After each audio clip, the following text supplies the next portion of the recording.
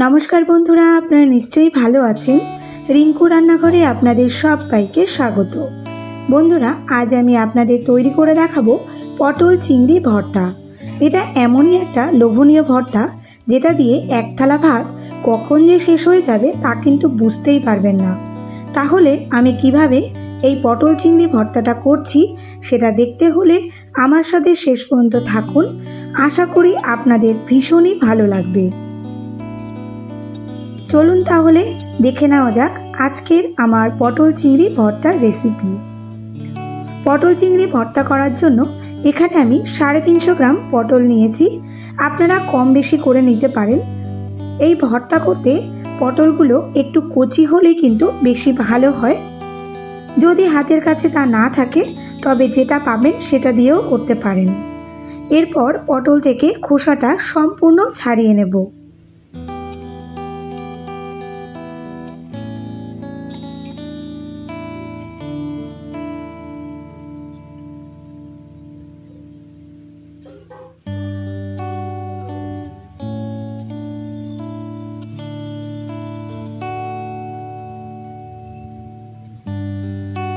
सब पटलगुलो থেকে খোসা ছাড়িয়ে এখন ধুয়ে নেব।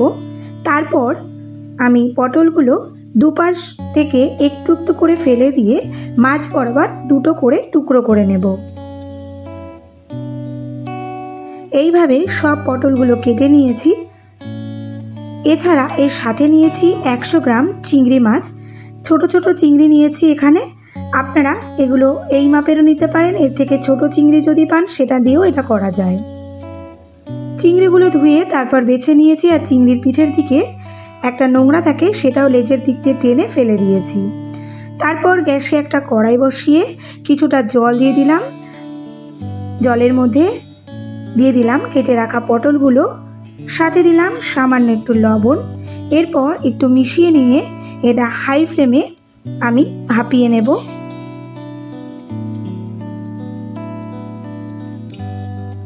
মিনিট 5 পরেই আমি যখন ফুটে উঠেছে ঢাকনাটা তুলে দেখে নিচ্ছি ঠিকঠাক ভাপানো হলো কিনা। তো এটা ঠিকঠাকই ভাপানো হয়েছে। এখন একটা ছিদ্র বাটিতে আমি এটা ঢেলে জলটা ছেঁকে নেব। এরপর এটা ঠান্ডা হতে দেব। ততক্ষণে আমি আবার কড়াইটা গ্যাসে বসিয়ে হালকা গরম হলে তাতে দিচ্ছি 1 টেবিল চামচ সর্ষের তেল। তেল ভালো করে গরম করে আমি ফ্লেমটা লো করে দিয়ে চিংড়ি মাছগুলো দিয়ে দিচ্ছি ভেজে নেওয়ার জন্য। আর ভাজার সময় দিচ্ছি স্বাদ মতো লবণ ও সামান্য একটু হলুদ। এখন চিংড়িগুলো মিনিট 1.5 ধরে হাই ফ্লেমে ভেজে নেব। এটা একটু ভালো করে ভেজে নেব যেহেতু এটা বাটার মধ্যে যাবে। চিংড়িগুলো ভাজা হয়ে গেলে একটা অন্য পাত্রে নামিয়ে নিচ্ছি। এদিকে পটলগুলো প্রায় ঠান্ডা হয়ে গেছে। এখন একটা মিক্সিং জারে নিয়ে নিচ্ছি এটা পেস্ট করার জন্য। বন্ধুরা এটা পেস্ট করতে করতে বলি, আমার নতুন বন্ধুরা আপনারা যারা এখন আমার চ্যানেলটি সাবস্ক্রাইব করেননি তাদের কাছে আমার রিকোয়েস্ট, আপনারা আমার চ্যানেলটি সাবস্ক্রাইব করে আমার পাশে থাকবেন এবং পাশে থাকা বেল আইকনটি ক্লিক করে দেবেন যাতে আমার পরবর্তী ভিডিও নোটিফিকেশানটি আপনার কাছে সবার আগে পৌঁছে যায়। খুব ভালো করে পেস্টটা তৈরি করে এর মধ্যে দিয়ে দিচ্ছি ভেজে রাখা চিংড়িগুলো। আপনারা একসাথেই একবারে পেস্টটা তৈরি করে নিতে পারেন। আমার মিক্সিং জারটা একটু ছোট ছিল বলে আমি দুবারে পেস্টটা তৈরি করেছি। দেখুন বন্ধুরা পটল চিংড়ির পেস্টটা একেবারে রেডি হয়ে গেছে। পেস্টটা রেডি করে যে কড়াইতে আমি চিংড়ি ভেজেছিলাম সেটাতেই আমি 2 টেবিল চামচ সর্ষের তেল দিয়ে দিচ্ছি। তেলটা মিডিয়াম গরম হলে দিচ্ছি 2টো শুকনো লঙ্কা ও 1 চা চামচ কালো জিরে। ফোড়নটা এখন ভেজে নেব যতক্ষণ না লঙ্কাগুলো ভাজা হচ্ছে এবং ফোড়ন থেকে সুন্দর একটা স্মেল বেরোচ্ছে। সুন্দর একটা স্মেল বেরোনোর পর আমি এর মধ্যে কুচিয়ে রাখা 2টো মাঝারি সাইজের পেঁয়াজ দিয়ে দিলাম। সাথে দিচ্ছি 8 থেকে 10টা রসুন কুচি। এরপর গ্যাসের ফ্লেমটা হাই করে আমি এটা ভেজে নিচ্ছি মিনিট 3 জন্য।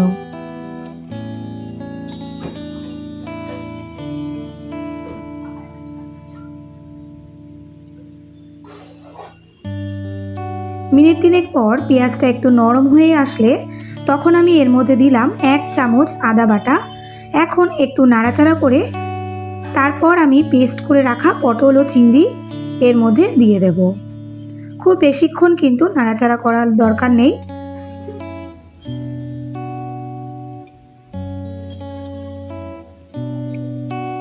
প্রথমে আমি গ্যাসের ফ্লেমটা হাই করে নাড়াচাড়া করে নেব।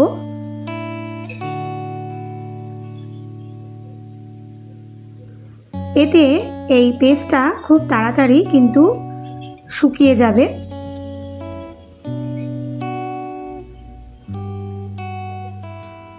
একটু নাড়াচাড়া করে আমি এর সাথে দিচ্ছি হাফ চা চামচ হলুদ, দিচ্ছি হাফ চা চামচ রেড চিলি পাউডার, একটু স্বাদ বাড়ানোর জন্য দিচ্ছি হাফ চা চামচ চিনি, আর দিচ্ছি স্বাদ অনুযায়ী লবণ।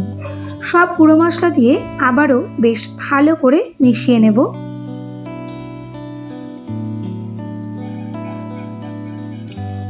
কিছুক্ষণ এইভাবে মেশাতে মেশাতে এটা যখন অনেকটাই কমে আসবে তখন গ্যাসের ফ্লেমটা লো টু মিডিয়াম করে ঘন ঘন নাড়াচাড়া করতে হবে। দেখুন পটল চিংড়ি পেস্টটা কতটা শুকিয়ে এসেছে। এই সময় গ্যাসের ফ্লেমটা লো টু মিডিয়াম রেখেই এটা নাড়াচাড়া করতে হবে, নইলে কড়াইয়ের নিচে লেগে যেতে পারে।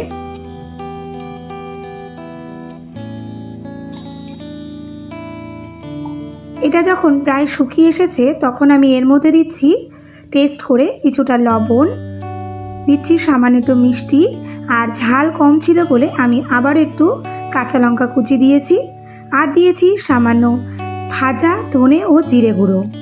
এখানে আমি হাফ চামচের মতো ভাজা ধনে জিরে গুঁড়ো দিয়েছি। এটা দিয়ে বেশ ভালো করে নাড়াচাড়া করে নামিয়ে নেব। দেখুন বন্ধুরা কতটা সহজে এবং কম সময়ে তৈরি হয়ে গেল চিংড়ি পটল ভর্তা। এখন এটা গরম গরম ভাতের সাথে পরিবেশন করব। আপনারা বাড়িতে একবার বানিয়ে দেখুন এটা কতটা টেস্টি হয়। আশা করি আপনাদের ভীষণই ভালো লাগবে।